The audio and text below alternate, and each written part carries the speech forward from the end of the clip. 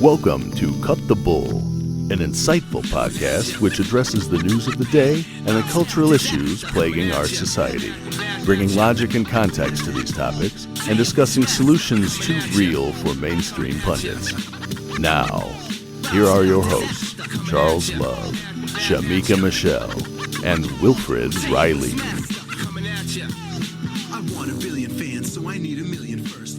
Welcome to Cut the Bull. Thanks for joining us this week. I am Charles Love with my co-hosts Shamika Michelle and Wilfred Riley. And our guest host this week is Colin Wright. He is a former evolutionary biologist, managing editor of Quillette. Thank you for joining us. Hey, thanks for having me on. So, a lot of times we talk about the news of the day, and it's always interesting to hear our different takes on those topics. But sometimes I have the most fun just talking about when there's no hot topic, talking about things that just come up, things that come to my mind or Shamika or Will. And I had an idea for a topic because it kind of grew from Will will definitely be interested to talk about this topic because he tweets out a lot of things and he gets a lot of tweets that get a lot of reaction. And one of them is his tweets, a series of tweets that he does about IQ and variances between certain groups. And I was kind of thinking of that. And then I saw Colin's tweet about that. I got a little reaction from people. Some people were upset and dismissive of it, talking about a college degree and someone with a specific degree being an authority or not being an authority, or whether you should listen to them just because they have that degree.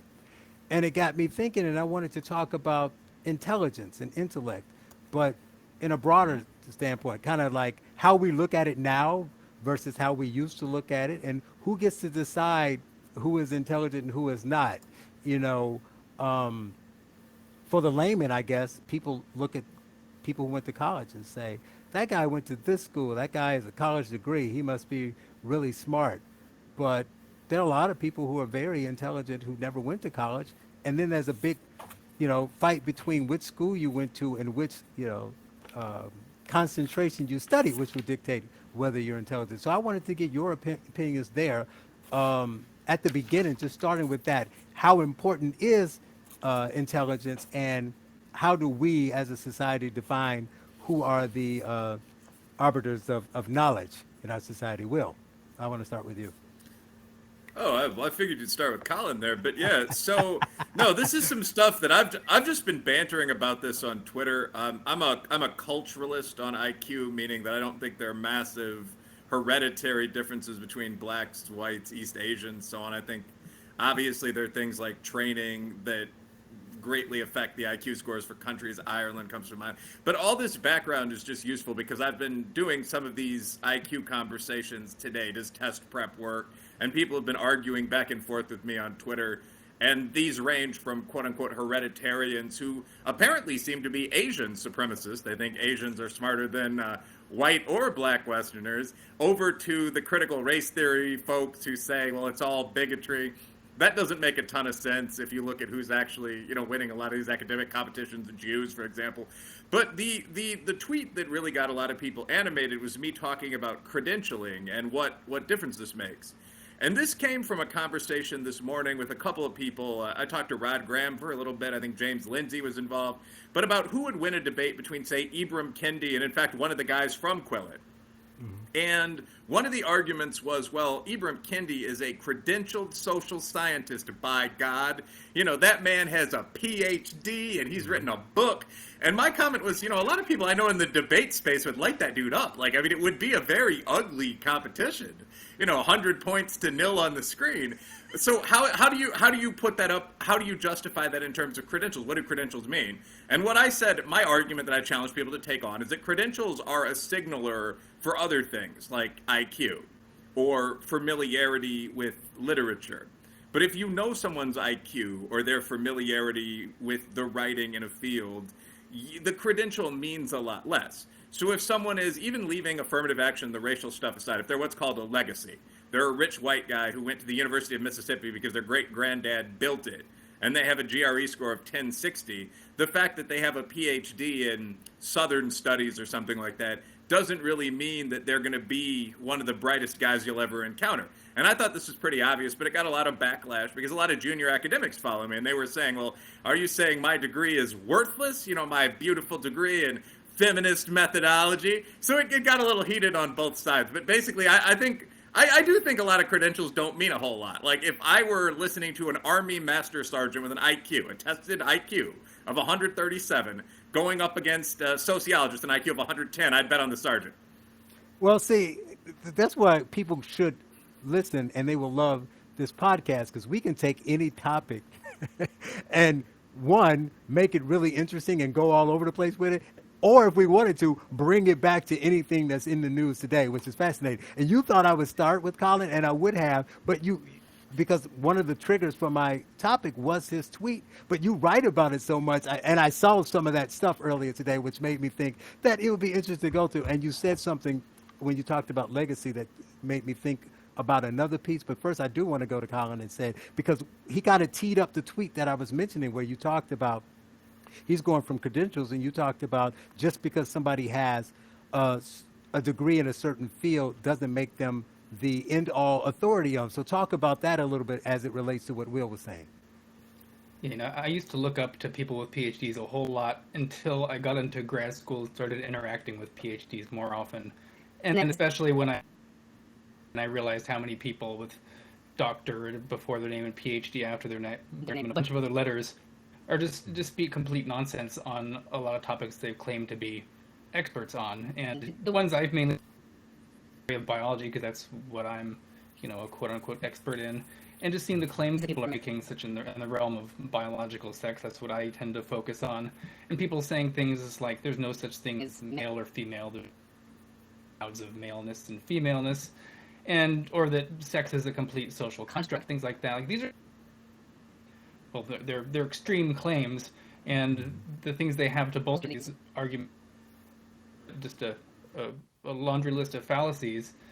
And so what really matters, your arguments, are they sound, are they valid, are you making sense? Like, people try to tell me that I can't talk about what biological sex is because I mainly studied in sex when I was in graduate school, so I can't possibly know what biological sex, developmental biologist, so I can't talk about intersex conditions, but I can still identify a logical. Like, there are certain aspects of academia that hopefully you pick up along the way that you can equally apply to. Like, I can still understand when someone's doing a non sequitur in an argument that their conclusions don't follow from a certain set of premises, insofar as I understand the words and terms that they're using. And so this is kind of a way that people try to take your feet out from beneath you by saying, you don't have the exact credential to comment on this exact small topic, and therefore you're just going to be ignored, and we'll just go with the gender scholar who's never actually done any or dissected a frog in their life or anything like that. So that's sort of how the discourse happens in media, and that's something I'm trying to push back against, and in favor of just the people that are making coherent arguments and that are making sense, rather than just starting out saying, like, I have a PhD, listen to me. Because for any person who says that, I can find another person with a PhD who can opposite. And then where are you? You're left nowhere. You just have two people with PhDs saying, listen to me. So away from that and just focus more on, like, okay, let's actually get to the arguments and who's making sense and what are the points. Yeah, I think that's part of the problem, is we're going away from thinking, and making, logical references and using, historical data and trying to make sense of whatever the argument is. It's not about right or wrong. It's more like, if I have this credential, then I don't have to put any weight behind my argument. I just say, like Will said about Kendi, I can just say, well, I'm a professor, or I wrote a book, or like he said, so you get down to that. But all of these people with PhDs had to go to school at some point, right? They had to get an undergrad, then they had to go back to school. So it's also a matter of what they were taught, because over time, what they're being taught is a little bit different. What we used to have, you talk about the classics and the norms. So they started with a basic core of the education that we're all gonna learn the same thing. Then you go into your concentrations and you learn a little bit more. But I don't know what's gonna happen with the people going through this curricula and going to these levels of education going forward, if we allow, let's say, tenured professors like, say, Professor Nicole Hannah Jones to be the ones who are disseminating the information going forward, right? Because you are basically, your intellect is going to be the collection of knowledge that you gained over a period of time, how much you retain, and what you understand and what you develop from it. That's how you get varying levels, and how we evolve, as you say, how we take what we know as the norms and we grow from there. We learn more and we test theories and go on. But if no one's using a logical basis, they just say, I took the class, I got this degree, now I'm the authority, so I get to turn around without thought and do this going down the line. It's going to create other problems. But Shamika, what about the commoners, the lay folk? I mean, if they took you talk about intellect, an IQ test. Yeah, the laymen, the normals, the non academics. You talk about the IQ test, and you're going to get a variation in that score based on certain factors, like Will said. How much you study, where you're from, different things like that. But it's not like genetics, right? So there are people who, with, like you say, the master sergeant or somebody who's not in the military. There's people with 120, 130 IQ that aren't PhDs, but they don't rate them, right? How do we, as a society, look at them and their IQ when they don't have any credentials at all, right? So how do we measure them, and what do you think about the way these academics are judged based on their credentials? Actually, I'm really interested in this topic. When I think about IQ, let me just say, the first time I heard about it, I think was when the real Roxanne told Kango that his IQ was really 1.2. So I never really thought a lot about IQ until lately, maybe the last few years, where I am seeing people that have these degrees and have these titles that to me just don't make any sense.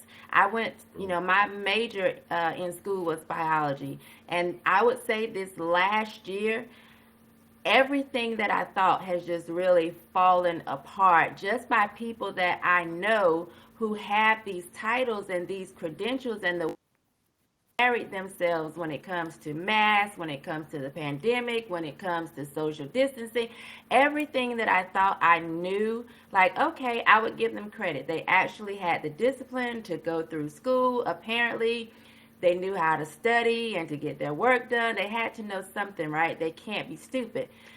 Now all of that has gone out the window for me, because for the last year, I've really watched people in amazement and in awe that common sense just seems to really fail them, escape them. And so this is an interesting topic to me, and I would be very interested in having my own IQ tested, because surely from what I've seen, I'm a lot smarter than a lot of these people with, masters and PhDs in certain subjects. Do we have one for common sense? Because that seems to not be so common here lately. That's why it's kind of important too, because it's driving. I mean, you're not always going through a pandemic. That's almost like a once in a lifetime thing. So you talk about whether it's the sex issue, all these issues. You have people who are able to say, like I said before, they get to say we're the authority, but it's not even just that, because they're speaking to other people. Even if you give them the argument of they're people who have certain levels of education and they're credentialed, so they know. But like Will said, you have credential versus credential, but it doesn't really matter what the credential is. In that case, where these two people are debating an issue, whoever has the right belief is the more credentialed person, regardless of the background or who has more knowledge or more specific expertise in that area. And it goes, this is why I was talking about Will and the legacy thing. So that was one side, because if you all remember, George W. Bush, I think he had an MBA from Princeton, or Yale, I think it was, and everybody kind of poo-pooed. It's like, yeah, of course, because Prescott went there. But, you were a legacy. But at the same time, I always wondered, I want to hear your thoughts about this. Anyone can take this. And just using common sense, as Shamika said, I wondered why, if we're going to say college, people who have advanced degrees are smarter than the rest of us.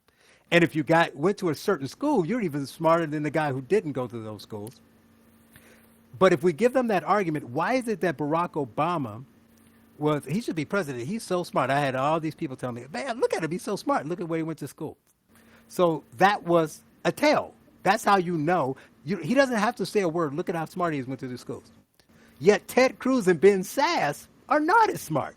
Same schools, same level. They went to law school. It's not like they just got an undergrad. They went to the same schools. Some of them had the same professors. They get in a debate. That's the dumb Harvard law grad, and that's the smart Harvard law grads. And the rest of us sit back and we're like, this clearly just on its face doesn't make sense. So how is that argument just floated and everybody on Twitter just says, yeah, that makes total sense. That guy is smarter than that one. Yeah, I've heard from people about,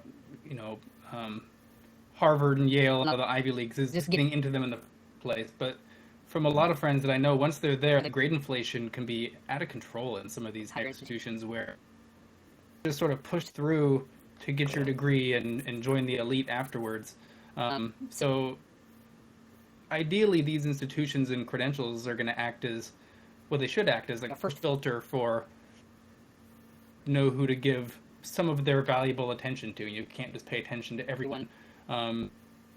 People with these degrees or came from these institutions, we should at least, put them on the stage and let.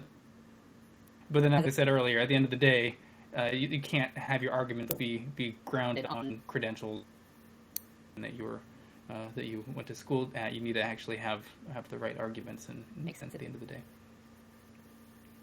I think what Colin just said there is a pretty important point. Like, a lot of people don't understand this, but as an academic, the graduation rate from most good graduate programs is something on the order of 80 or 90% once you let people in. You really don't want your students failing out. It makes you look ridiculous if you're talking about MA or PhD students. And what you're taught there is not always brutally difficult. Like, I went to a fairly elite law school. I went to one of the Big Ten schools, like it, great experience, bit below the Ivies. But I remember that a lot of the courses, maybe it's just what I chose to take there, but were very philosophical. And I recently went to Southern Illinois Law School, where a buddy and mentee of mine attends, and I was surprised to see that their classes were just straight up practical. This is how you win a legal case. This is how to use this point of law in court. It was, in fact, in my opinion, much more difficult. Mm-hmm. So, I mean, the question of where you'd get a better education has almost nothing to do, and I've seen this over and over again with friends who went to Michigan, went to Yale, went to Brown, with the ranking, quote unquote, of the school that you're going to. The ranking of the school is kind of a social class signifier. It shows that you were smart enough to get in, maybe, or you were in a preferred group, like Asians are really getting screwed right now by a lot of these universities. It doesn't have all that much to do with how intelligent you are, necessarily. And just very quickly, I think that this is actually becoming enough of an issue that it's kind of devaluing the elite, that a lot of them in practice just seem like dumbasses. So the general, he says technically, but like the general understanding is if you go to Harvard or something, you're a hyper-intelligent guy. But if you actually look at admissions for these big schools, if you look at the Big Ten or the Ivies again, I mean, you have a very large number of people that are legacies. Like, Daddy went there and bought the men's quadrangle. Probably 20% of the students, maybe half the minority students, are admitted through various affirmative action programs. That's another angle. We all know that. Then you have the athletes. That's 8 or 10% of the student body. You have all these in-state preferences. So I've talked to people that have worked in provost offices in academia and so on, and asked, well, how many people just get in? And they'll usually chuckle a little whimsically and say, well, maybe you hit 20%. We're doing pretty well this year. But wow. I mean, if you're admitted to a mid-level Big Ten program and you're admitted under affirmative action or legacy terms, I mean, you might be talking about a GRE of, I'm guessing here quite openly, but 1060, 1100, something like that. So the idea that these are a bunch of off-the-board geniuses isn't really the case. So that one of the things that you get into here, last sentence, but with the whole like woke, anti-woke debate, you're seeing a lot of this actually. You're seeing a lot of like credentialism versus common sense. So the guy on one hand is saying, well, I went to the University of Michigan's College of Feminist Studies, and let me tell you, sirrah, I boast a PhD from that institution and a master's before it. And the guy on the other side, who's like some witty computer tech, is saying, bro, all I'm saying is that there are two sexes. And that's the debate that you're seeing on Twitter or Instagram or something. Right. And which side people pick kind of depends whether you value the credential set or whether you value the argument that's being made. And for me, I base this almost on logic or on IQ. Like, I would value the person that strikes me as being smarter, wittier, more on point. But that to some extent is the question I had for Colin, in fact, to some extent. I mean, one of the things Colin researches, as I understand, is the idea that there are two biological sexes. And when I read this, I read through some of your papers, Colin, they're quite good. But when I heard this, the question was, well, is that debated? And it turns out it is. I mean, front page of The Guardian a couple weeks back, sex is not a binary. It's much more tricky and complicated. 9. No, yeah, you're right, Charles. It was either 7 or 9 merms and herm. I mean, like the terms that used to be used. But I mean, so I guess one question for everyone would be, why is there such an insistence on denying the obvious from sort of this modern elite? Like, why would there be an argument that sex isn't real or that IQ isn't real to some extent, beauty is not real? Oh, I want to hear from Colin, but I want to set this up, though. I think my really quick thing is I just think that all that stuff you said is true, but now these people get pushed through, whether it's legacy, affirmative action. I went to the school. It's almost like survivor's guilt or a guy who lucked up and went to Hollywood and now he's making $1 million. He said, I got to have something to show for it. I think now I'm not smart enough to know why because I'm not in that position. I'm not a PhD. But I would think that some of these people got to this level and they're just like, well, I got to do something different. Even if it's buffoonery, I have to create, right? So I have to be like, all right, I got to come up with the next great idea. So they're just like, let's just throw out some nonsense. But at least I would say, I got a PhD from here. And man, that Charles is really cool. Is this really true? He's saying bathrooms should be where you eat and the kitchen should be where you crap. What do you think about that? Right? And then people are like, whoa, it's like looking at, it's like looking at contemporary art. You're like, I never thought about that. That guy might be a genius. And it's just, so then one guy gets lucky and breaks through. So everyone else is trying to clamor to be the next, of their field, the next, whoever it is in that field that came up with the next greatest idea. Colin? You have this, you have this issue with, so you have like the sciences, and then you have these other humanities, so-called like science studies departments. Mm-hmm. And for some reason, they feel like, even without knowing intimate way, that because they're just sort of studying science, they're not scientists, they're just studying science generally or something, or the way science is done, they feel that they just have this authority to make things about what's going on in the biological sciences, or even we're seeing now in physics. Have... what's the thing? I think it's called like particles for equality or something like that, where they're just trying to this critical theory in particle physics, and it just gets the way that these people think they can move in and say something like, that there's 5 or 6 or maybe sexes, or maybe even an infinite number if it's a complete spectrum, and they kind of fall back. I hear from them like, well, show me the peer-reviewed paper that says that there's only 2 sexes in humans. And it's like, you're not going to find a sentence in there. It'd be like, show me where it says that like objects always fall down to the ground. I mean, it's just like an observed fact of nature that was discovered so long ago. Write down because it was just like a basic observation of the way the world happens to work. Like you don't get these just like short statements of just everyday observation in some of these are. I've had some journal editors actually contact me, and they want me to write a paper now that's sort of critiquing all these arguments, saying that there's a sex is a spectrum, there's multiple sexes over 2, just so there can be something in the peer-reviewed literature that people can start saying there's only 2 sexes, because right now there doesn't appear to be that people would like to make. So. That's sort of the issue with a lot of the science studies departments and how they sort of overlay some of their more ideologically oriented ideas onto a field that they actually are not experts in themselves. Well, I want to take one last step back before we go on to the get into the gender thing, because we talk about the academics and what's going on there, but that's a small percentage of the people. But then there's the rest of the people.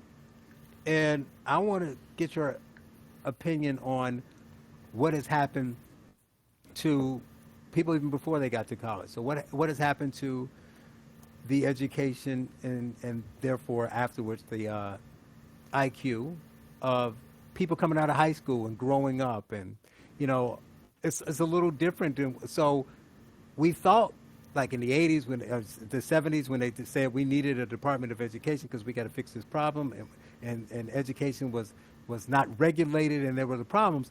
It's weird if you look back at it. Really, the problem wasn't what was being taught in school. It was the too high, they were correct. The percentage was too high of kids who were just dropping out of school, or not going to school at all, or dropping out at 9 and then going to work or whatever. So we need to do something about all these other kids. And those percentages were fixed. Obviously, you got a graduation rate that's tripled now.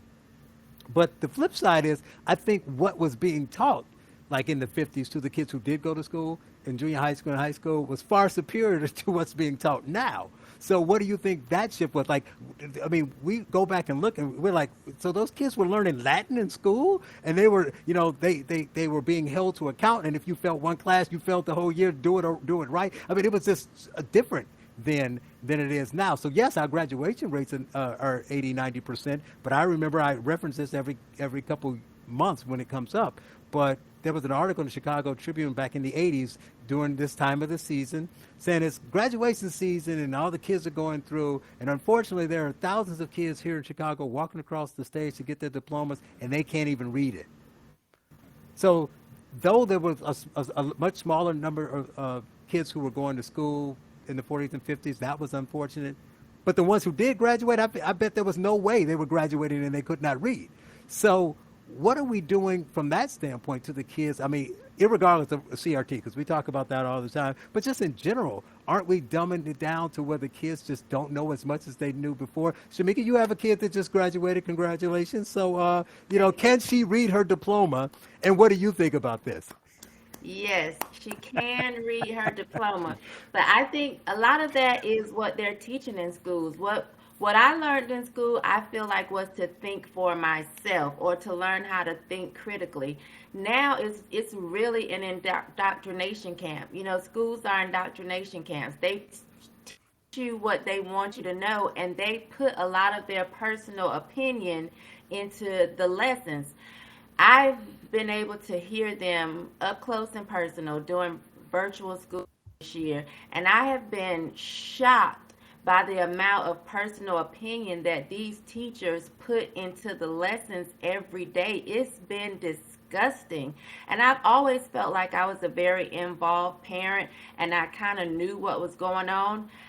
This year has really shown me that I was off a little bit, because the teachers are really just putting in their personal opinions. Kids are kind of afraid to stand out.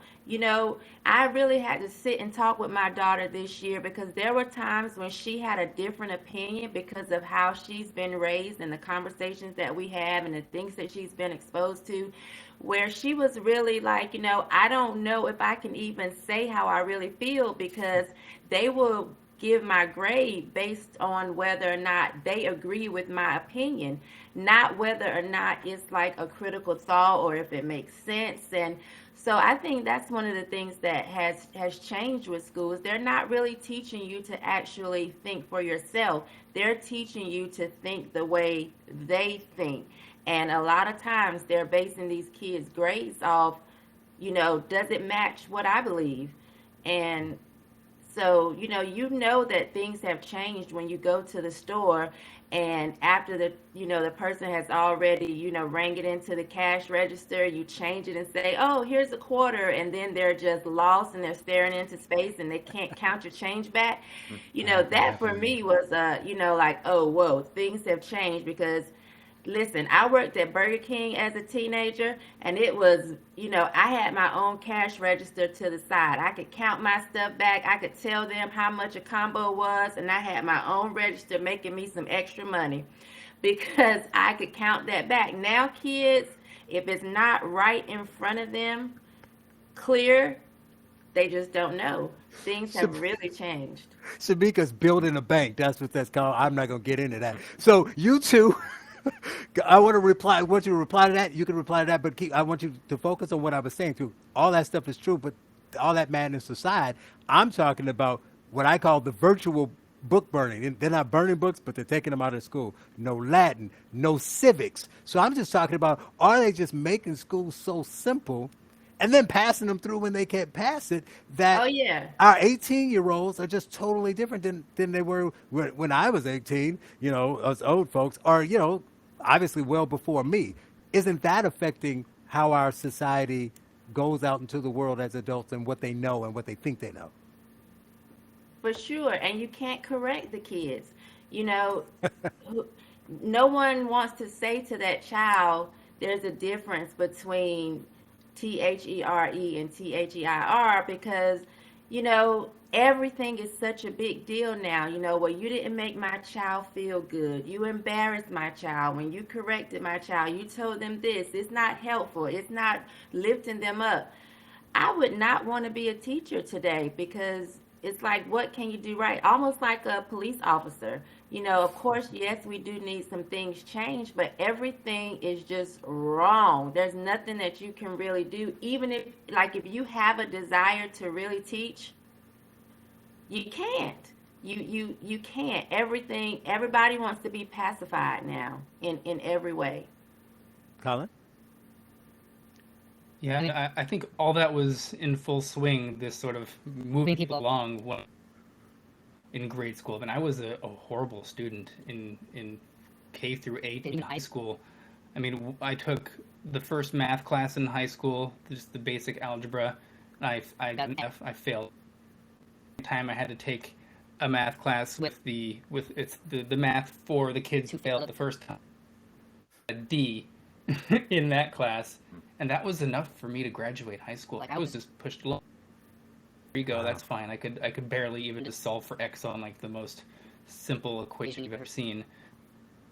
I corrected for that later when I went to college the second time. I actually got kicked out of college. I failed out all my classes as a business major, and then when I got actually passionate about evolutionary biology, I went back and then actually realized that I was actually able to do math. I just didn't have it first, but I should have been held back many grades, but I was just sort of pushed along and in situations that I just was completely underprepared for. And I was in a fortunate situation where I was able to live at home and go back to community college and have like a second shot at it. But a lot of people don't have the ability to do that. And I think there needs to be some sort of impetus to hold kids back and make sure they're actually getting the education that they need and they're learning to critically think, because I'm behind many years just for all the setbacks that me being pushed through school. If maybe I got held back a year earlier in the whole system, then I would maybe 5 years on the back end. So yeah, I think it's an important thing to mention. What is the use of these degrees? Graduation rates don't mean anything. It's lowering the bar for what counts as what you're giving a diploma for. So basically all the way up to the top, even PhDs. I've seen graduate students who are absolutely horrible. They can't do a basic linear regression on anything. Their advisors help them get, just cobble together a few papers. Everyone else on their graduate committee, it's not my student, so I'm just gonna all pass his comps, sign off on all the paperwork, and then you just get this glut of PhDs, and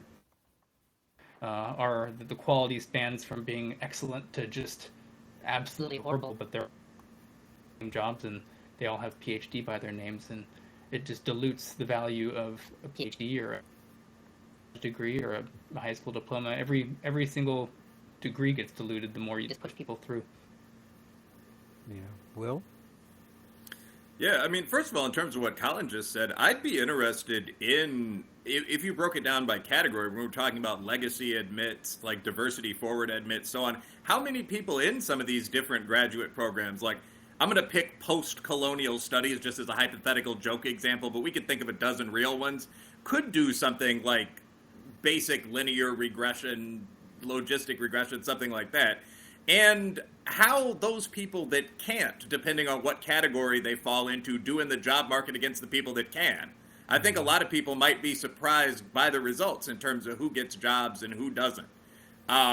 In terms of the focus on diversity across a lot of institutions, in terms of the focus on pedigree across a lot of institutions, but even leaving higher education behind, like I agree with Shamika. I think that, so there are levels to this. Like, first of all, obviously, high school and middle school, a thing that didn't exist until the 60s, are easier today than they were in 1957, when you talk about Greek being a requirement in a lot of the American big cities. Now, what part of the reason for this that is good is that more people can go to school.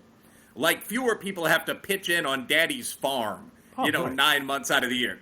Like, what's the percentage of, like, black or Irish or Italian-American kids in, like, Detroit that had got a high school degree in 1957? So to some extent, you're not just catering to the children of the upper middle class anymore.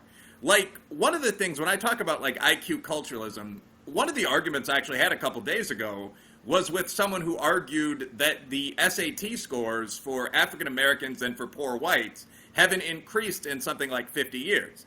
And at first I found this to be a really convincing argument, but then I said, well, what's the percentage of people in those groups that take the SAT? And it turned out that it had increased from like 22% to 70%. Like, the large majority of people in the country now take the standardized boards. And in fact, and I think this is a problem, the large majority of people in the country now go to college. 70% of both white and black males go on to a 4-year college. Mm-hmm. You can check this out. So at one level, yeah, we are teaching a much more inadequate high school curriculum. We don't teach the languages anymore. Yeah, I don't disagree with that. I think to some extent this might all be tied together. So if the colleges now have a financial incentive in 70% of people going on to a 4-year education, high school can be a little softer and can be a little weaker. And the assumption at every level is just, we'll dump these people up to the next level. So the assumption in grade school now is, well, the high schools have social progression. We can get them out and they're going to go on and probably get a degree that can at least land them a retail job. And the assumption in the high schools is going to be, well, most of these people are going to go on to some kind of college or the Army. And the assumption in college is, 30% of these people are going to go on to grad school. The problem, though, when Colin says there are people in PhD programs that can't do math, which we've probably all seen, is that at some point this has to stop. You can't wind up with an entire society full of dumb people, in the literal sense of scoring very low on standardized tests of intelligence. I mean, because other societies, and this isn't at all a racial or regional thing, this would be China, Nigeria, India, Russia, all these players are going to keep boosting their scores and are going to start kicking our ass. The Koreas, so hopefully we'll readjust and start toughening things up. But last point, we seem to be going the other way. Like, I actually have a Google alert set for those networks of colleges that have dropped standardized testing. And there's 1 or 2 every day. Like, the entire University of California system just did. So you don't need to take the SAT or the ACT to get into any of the UCs. So this creates this weird system where in most of California, you can get out of high school with the level of preparation that we're all talking about, and then you can go to college without taking the SAT. And the question is, at what point will you actually be tested? And I don't know if there's an answer. Wow. See, I knew this topic would be interesting with you all. We're going to move on to Colin stuff, but that was a great way to end it. And I think, you summed it up perfectly. I think, to be fair and nice, I think it was an overcorrection. I think that's the problem. They were you and I both said, back in the 50s, there were and before that, there were way too many kids who weren't going to school at all, weren't graduating. It was 15, 20, 30, 40%. We need to get those numbers up. That's great. Teach everyone instead of just a few. But then it got to, well, everybody should just go to college. Well, no, they shouldn't. But hey, if we make it cheap, we make the government, put the government in control of it. We just send everybody there. So now it hurts the high schools because they change what they're trying to teach. There's no vocation, right? It's not get out of high school and go to work at the mill. It's get out of high school and go to college, right? So we'll craft you and get you prepared for college, lower the standards to get into college so we know you all get in. So of course the overall average scores are going to go down because everybody's going in, right? The guy who normally wouldn't be going to college is now going. So he's there, but he's bringing the averages down. And, yeah, I don't know how we fixed it. That's a whole nother conversation. But I do think my whole point of all this was to hopefully get people to look at who they're talking to and who they're debating in social media or whatever the case may be in a more holistic, logical way, not just saying where they go to school, what their degree is in.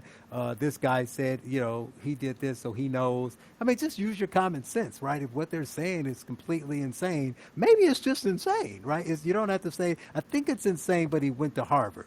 That doesn't really solve the problem. But Colin is here and he's our guest, and so I like to talk about what people write about and work on. And you've been writing a lot about the sexes and however many there are. You can school us. I thought it was 2, but again, I don't have that knowledge base that I need. Um, and I want to start, I guess, by asking you, why do you think that? Or maybe I'm wrong, but I think it is. But why do you think it's become so? Like you have to be a strong person, a strong-willed person, and willing to fight back all these daggers in order to talk about this topic. I mean, whether they agree with you or not, you should be able to talk about this without the fear of being attacked or, like Sasha White was, canceled. Why can't we all just have a conversation and debate this issue?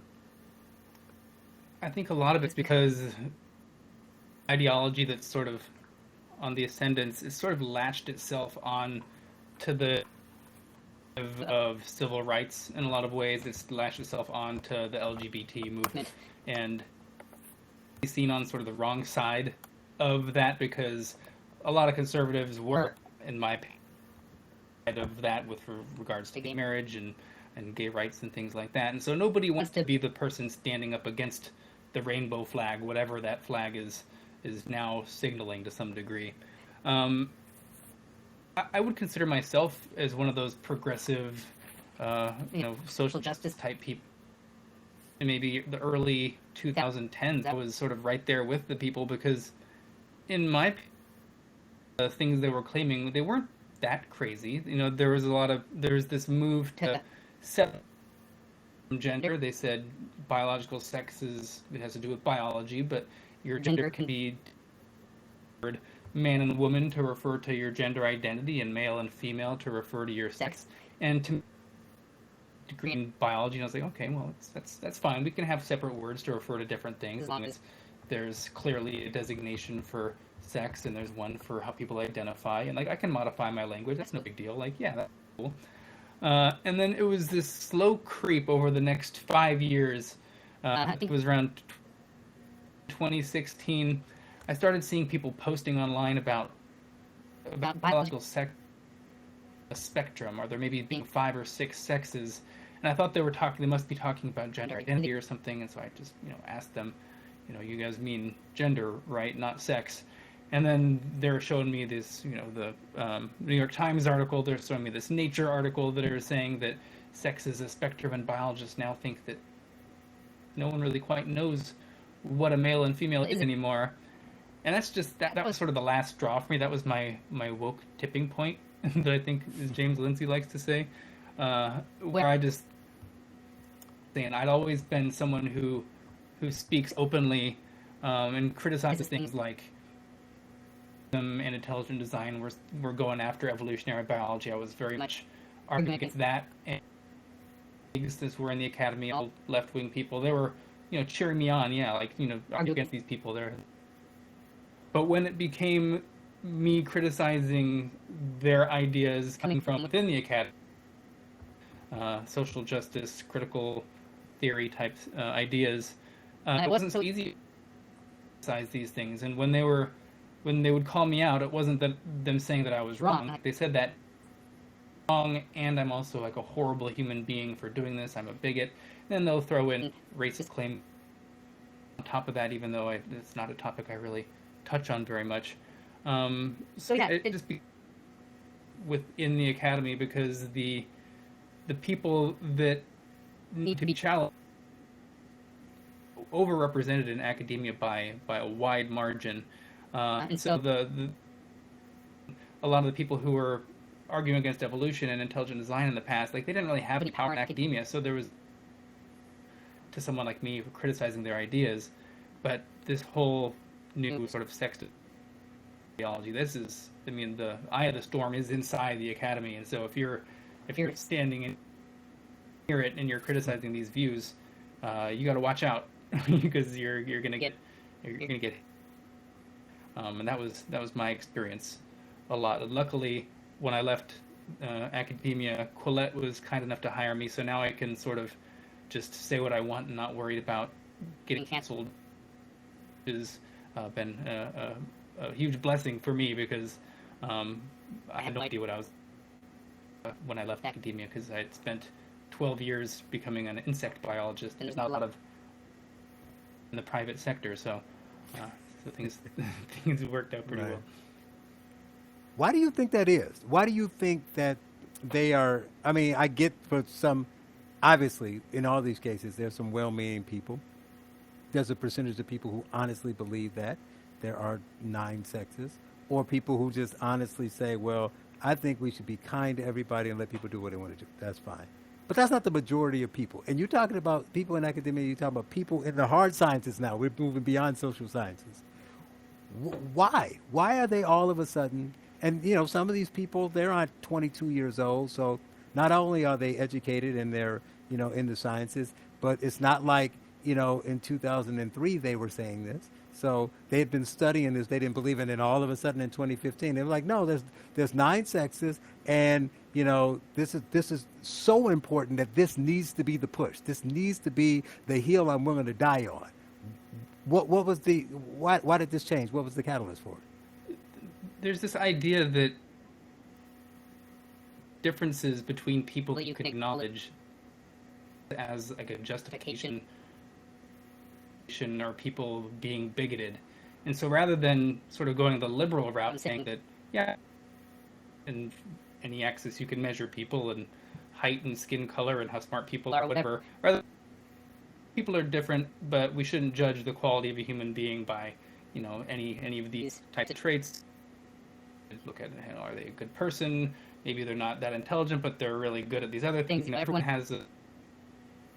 Rather than going that liberal route, they've just sort of tried to go this other route where they're trying to deny it exists at all. Like all differences in height, maybe that's just how much you were fed as a child. I've seen people saying men are bigger than women is because boys are fed more when they're young, or they steal food away. I mean, these are actual academics that are saying these things in humanities departments. And this idea that everything can be just thrown out to the environment, then no one can ever be considered inferior in any axis whatsoever. And so this is a bizarre way to go, because reality is always, you know, gets its debts repaid to it. You can't just keep taking out debts from without having to pay it back at some point. At some point, it will have to be repaid because, you know, reality is, you know, even if you deny it's there, it's going to be, it's this immovable reality that we all share.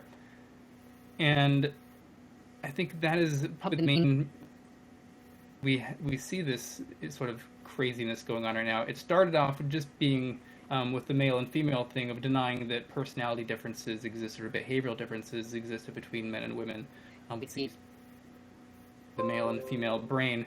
And then that's just completely evolved now to saying even just the categories male and female themselves, that's not even real. That's a social construct. And yeah, it's becoming, you know, it's frankly just insane at this point. It's not even, I want to say things are getting out of control. It's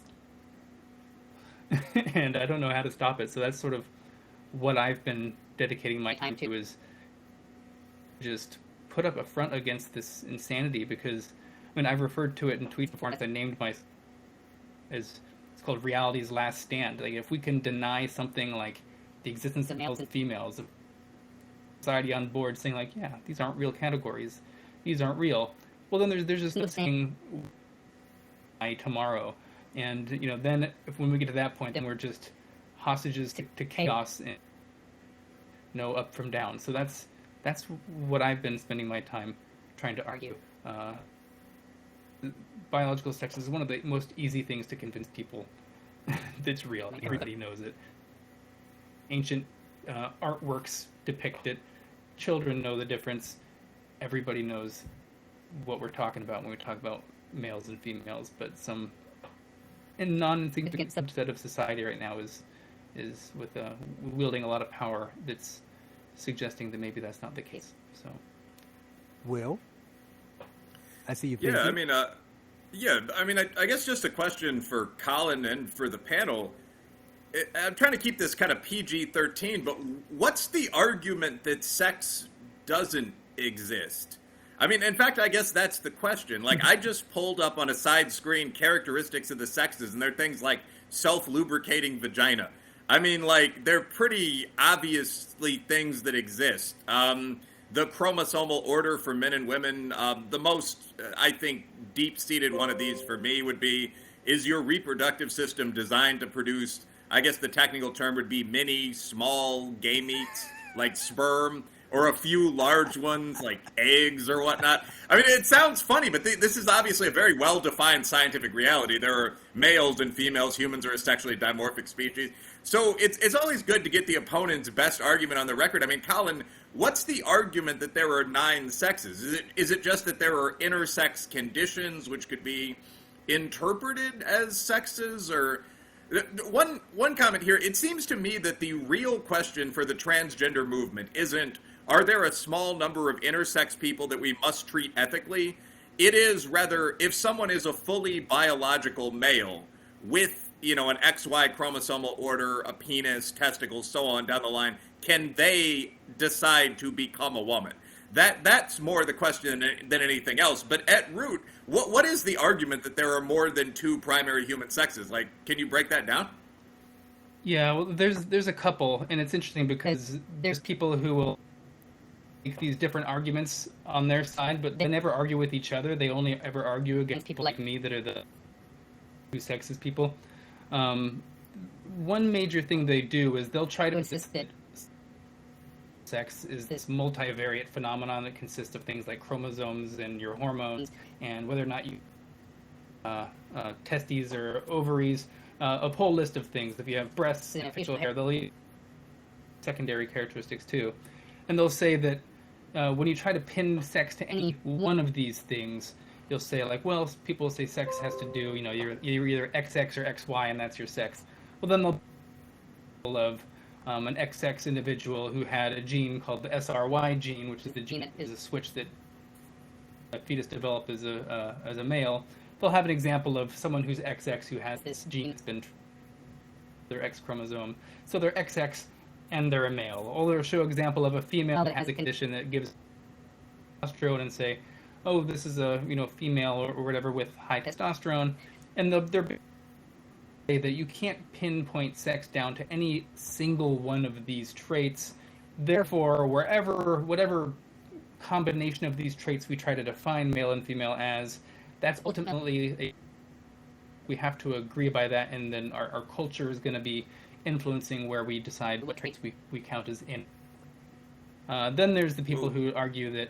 Sorry, go. You want to say that? No, just wouldn't it strikes me just as a methodologist in another field that it would be really easy to do this. Like, couldn't you just say something like, a male is a non-intersex person with a non-all XX chromosomal order that in 99.98% of cases corresponds with a male reproductive system or something like that. Yeah. That would seem to summarize, like, the small gametes, the penis, the testicles. I just pulled that out of my ass, frankly, which has a prostate gland in it because I'm a dude. But I mean, like, it seems like that would be accurate. You're a non-intersex person with a non-all XX, so you account for, like, double Y chromosome males with a non-all XX chromosomal order that 99% of the time corresponds to the male reproductive system. Without being glib, how would that not be correct? Or am I missing something? No, that's correct. You've basically debunked their entire argument. Just if you said, I mean, okay. Well, they're not. They don't make sense. I feel proud of myself.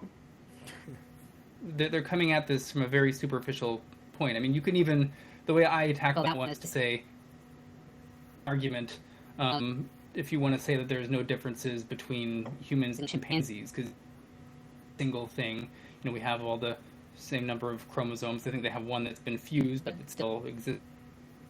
You can't point to a single trait in a chimpanzee that a human doesn't have, that makes sort of different by sort of this incremental process of evolution. But there's not like look into a chimpanzee's brain and say there's the chimp part of it. It's just sort of a chimp is the entire organism. The same way like a male and female is just like we know a male is someone who has their reproductive system around the production of sperm or of ova. That's what they're doing with the whole multivariate argument. Now, another one, they'll say that sex is a spectrum and not necessarily a construct by just pointing to the existence of intersex people, saying that some intersex people, they have these properties of both. Doctors not able to assign them a sex, that they look just very ambiguous. And because of that, you can't really... and there's always like an edge case moving away from this perfectly ambiguous individual. And they'll sex is a spectrum.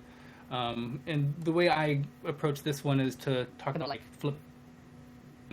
Whereas we know that a coin has a heads or a tails, and heads and tails doesn't come in these degrees. If you flip a nickel, I think 1 out of 6,000 flips they've studied will land on its edge. And just because you get like an edge roll on your when you flip a coin doesn't mean that heads and tails exist on a spectrum or any social constructs. Most males are 100% male. Most females are just 100% male. And ultimately, a lot of these arguments too, they can boil down to if sex is a spectrum argument to its logical conclusion, then we can put everyone, me or someone else, another man, on a spectrum and say that you're actually more male than I am. Your beard, or you're taller, you're more muscular. We can do this thing, but this eventually devolves into sort of logic, where we're saying because you're not stereotypically masculine or you have very feminine features, less male than I am or this other person, and that seems to be the opposite of the way to talk about what it is to be a male or female or a man and a woman. Colin, let me ask you this question then. Will went to it too when he said it's 99.999%. What do they say? Because when I've had these conversations, whenever I talk to the left, most of them are nuts, so I just give them their argument. I don't get into a fight about what's right or wrong. And in this way, the same thing. You could say, okay, let's give you that odd number of people who, in the coin toss would land on its edge. Well, there's 7 billion people. You're talking about 18 people. So why are we shifting all of our social norms for this, 150, 200, whatever that number is? We all will, including them, will agree that percentage is low. So we want to, like Will said, we want to treat them fairly, but you're not asking us to treat them fairly. You're asking us to change everything, change the name of the placards here, change the parameters to get on a team, change everything. You want us to change the culture as we know it for an extremely small percentage of people. How does that help society? What would they say? Say that they're combating discrimination, especially because they have against the people we can't find. We can't even find them. They have a bizarre idea of what it means to be. Has nothing to do with biology. It has all. They've basically supplanted biological sex with gender identity. Board. And they'll use this example of intersex people. It's really just people with a medical condition in order to further their agenda, because we shouldn't have males compete in female sports, and then they'll bring out but sex is a spectrum, you're an intersex person. But we're not talking about intersex people when we're talking about things like the trans argument about sports.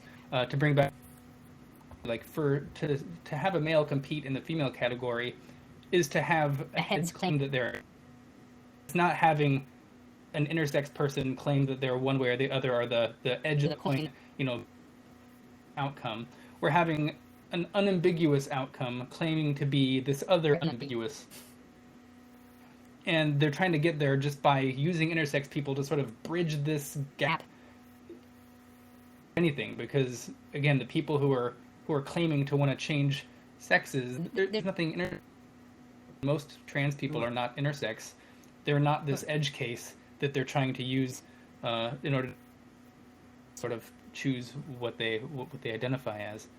And then we're back to Yeah. intellect, right? Because then we're back to the person, me, the regular guy who's saying that I'm a woman, challenging a scientist and saying, I know better than you, right? You may have studied this and you may have some credentials, but you don't know. I know, because we all get to say. So there is no even line, definitive line of credentials for this matter, because those don't matter, right? If this regular guy, the car mechanic says he's a woman, who cares that some scientist says he's not? He gets Yeah, the there's authority. actually there's two big review papers out right now that have looked at the sex differences of trans women who've taken cross-sex hormone suppressing drugs, puberty blockers, to see if they retain any of their male advantage. One study was done by one of my friends, Emma Hilton, and Tommy Lug. And then another one was just recently put out, just this year, and the lead author is a trans woman who had usually been for inclusion of trans women in sports. And both of these reviews show the same thing, that there's only maybe a 5% mass between, if you're taking, estrogen or cross-sex hormones or blocking. They regain almost all of their strength even after up to 3 years of transition. And so now sort of the argument, well, their first argument is to ignore that those studies exist. They don't even want to say that they are. But now they're just, it doesn't even matter. Never mattered. That's just sort of what they held up first, saying that there's no good studies. So once there are good studies, now they're just going the linguistic route where they're saying, well, it's still the women's category, and woman refers to a gender identity, not a biological sex. And so they basically got around. They've skirted laws, and they're doing, but across law in general, just by reinterpreting the way the word in new ways. So we have laws that give women special rights, and when these laws were created, they were made to they were meant for biological females. A woman is another way that we refer to them, and now they've all of a sudden just decided to redefine what a woman is to be just a gender, and so now they can reinterpret these laws, and this basically makes it's impossible to enforce, because if anybody can identify as anything, then these aren't categories that are targeted in any meaningful way. So that's sort of what we're dealing with. And that brings us to Shamika. How does that hurt your cause and your protections as a woman?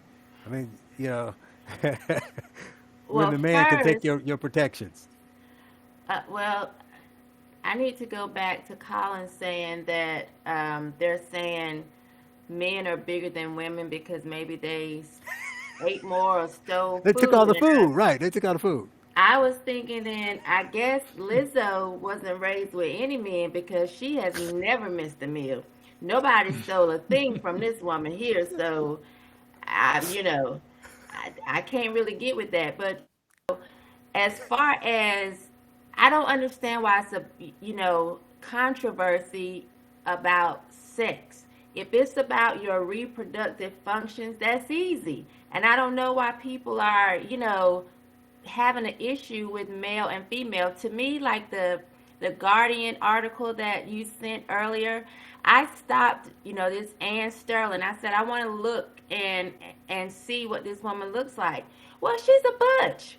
And I'm tired of, people that if you are an ugly female with a beard, that's a personal problem. You don't then get to say, well, there's a spectrum of females. No, I'm sorry, it's just like this whole body shaming. I think body shaming was created by a fat person or a fat woman's best friend who didn't have the heart to say, you're fat. She wanted to do something about it. She didn't want her friends' feelings to be hurt. And I'm just tired of it. You don't get to, because something is a little bit off with you, you don't get to tell me I can't be objectified as a woman because you're ugly and nobody wants to, you don't have any pretty privilege. So I'm just really sick of the whole thing. To me, these are nutcases. These are people that maybe something is wrong with them or somebody they know personally. And I don't want to say wrong because then they say, well, is it wrong? It's not normal. It's not what we're used to. And now you want to create a whole different, thingamabob because you know somebody that's different. Like this whole, I would never refer to myself as like a cis woman, or, I'm not doing that. And if I see a man refer to himself as a cis male, then to me, you're a pussy. I'm not buying into the whole, you're male or female, man, woman. That's it for me. And Colin, I have a question, because I think I remember that you could look at a fruit fly and determine whether it was a male or female. Like the female maybe had a red underbody, or the male or something. If we can determine that with fruit flies, Oh, please. yeah. You Almost don't you any don't get animal. to now create all this BS with humans. I'm not getting with it. Well, It's funny too. Is Sabik, sorry, go ahead. go ahead, Colin.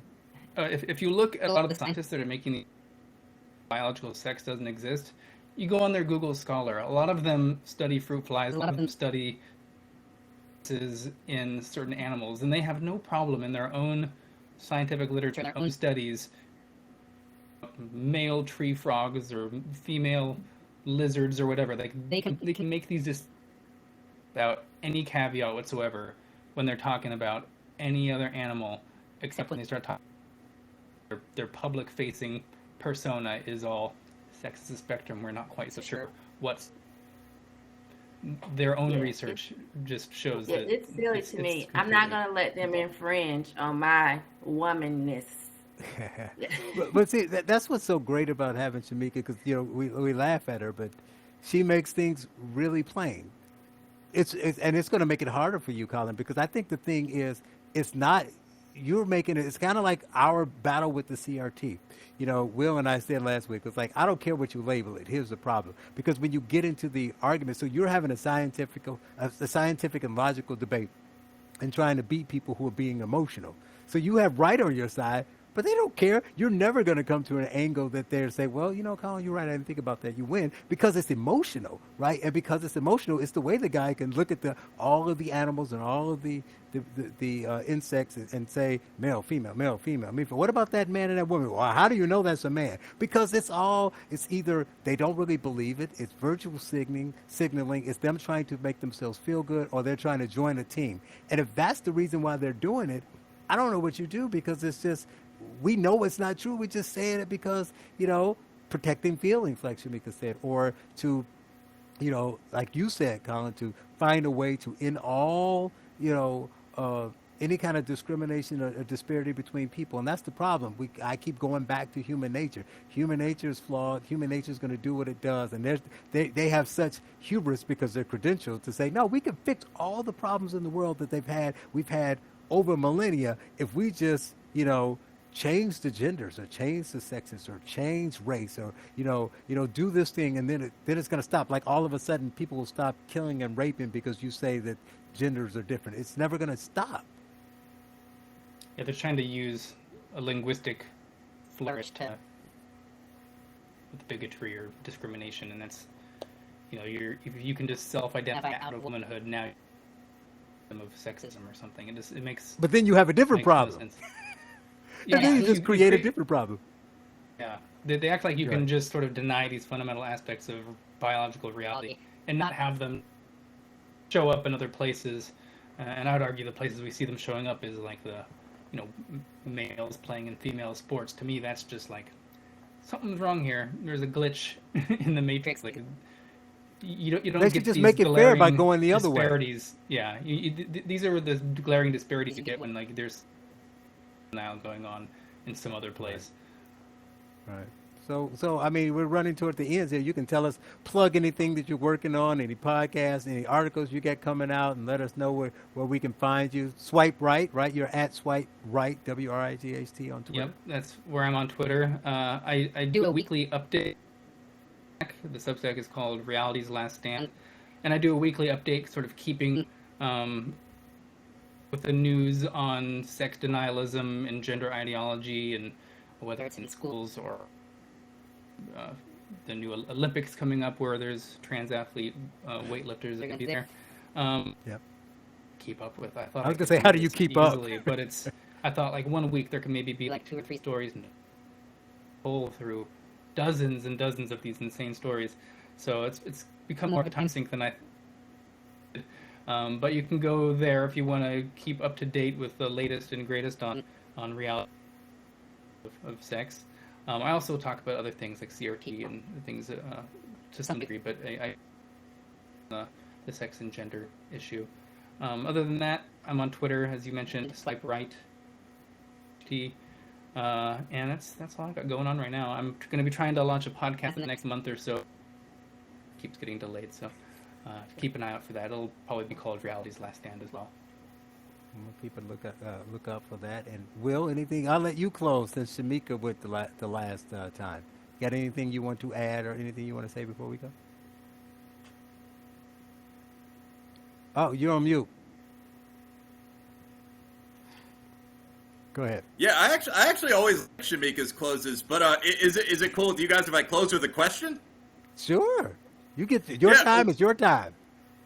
Well, one question that I had for Colin as a sex researcher is when people talk about the distinction between sex and gender, this isn't something my field focuses on a lot. Is there any agreed on definition of gender?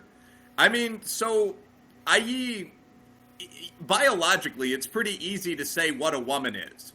When I've asked people that are on the activist left how they would define a woman, I initially did this almost as a joke, but I've never gotten an answer. Other than it's a person that says they're a woman. So with you in the house, I mean, is there some collection of characteristics that everyone agrees makes you gender female, or is that just sort of a vague idea, like a collection of stereotypes? It boils down to when you're talking about the critical social justice people, it boils down to a collection of stereotypes. Masculinity and femininity, even though they will never admit that that's the case. I think the word most misused word that we have, because everyone seems to know in their mind what it means, but they have no idea how drastically different that word means to somebody else. There's probably like 5 different uses of gender. I don't know if I can list them all off, but there's sort of the more conservative uses a stand-in for biological sex. Or at least, if you're a woman, you're an adult human female, and a man's adult. We talk about like gender roles sometimes, where it's sort of